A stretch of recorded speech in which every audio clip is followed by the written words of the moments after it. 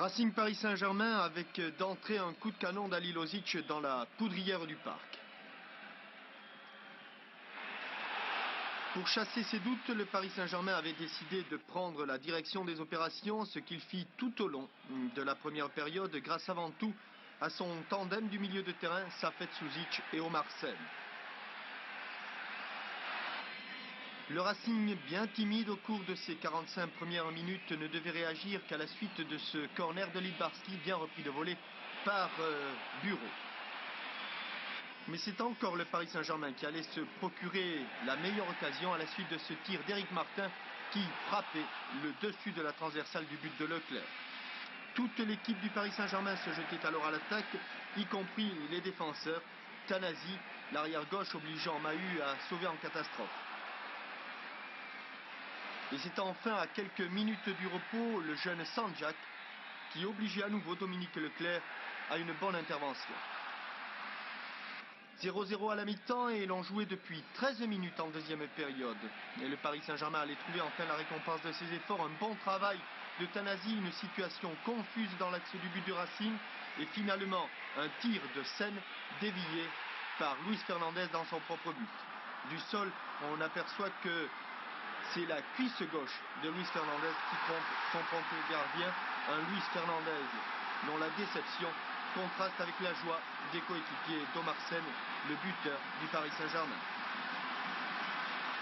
Le Paris Saint-Germain aurait pu réussir le break sur cette échappée de Suzic. Safet réussit le plus difficile pour finalement expédier le ballon à côté du but du Racing.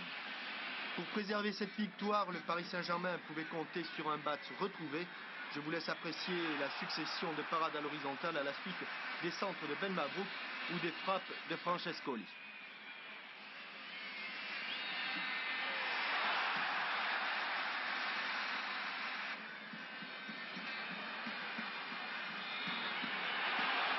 Oh, I'm Popeye the Sailor Man. I'm Popeye the Sailor Man. Ce n'est pas tant l'exploit technico-physique d'un joueur que nous allons saluer aujourd'hui, mais plutôt les vertus morales d'un footballeur qui, depuis 2 ans, à la suite d'un grave accident du genou, avait surtout connu des périodes de doute.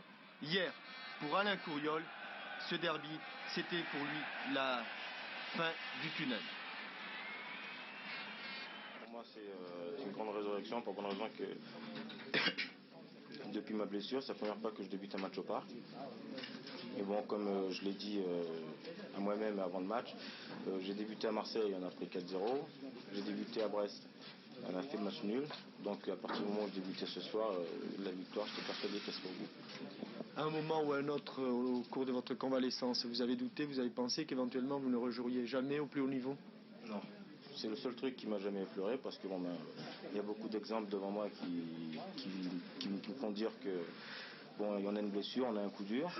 Et il y a beaucoup de joueurs, notamment Jacques Zimaco avec qui vous avez joué, qui sont bien revenus. Donc je me suis dit que quoi qu'il arrive, je reviendrai un jour. Bon, ce jour est en train d'arriver. On a retrouvé hier le Courriol qui, il y a quelques saisons, était international. Son centre et la tête de Tanasi allaient faire frissonner le parc au cours de la première période.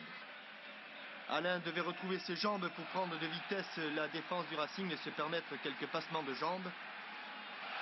Il allait même tenter le plus difficile sur cette reprise de volée. Après bien des malheurs, Courriol ne veut plus qu'on lui coupe les ailes.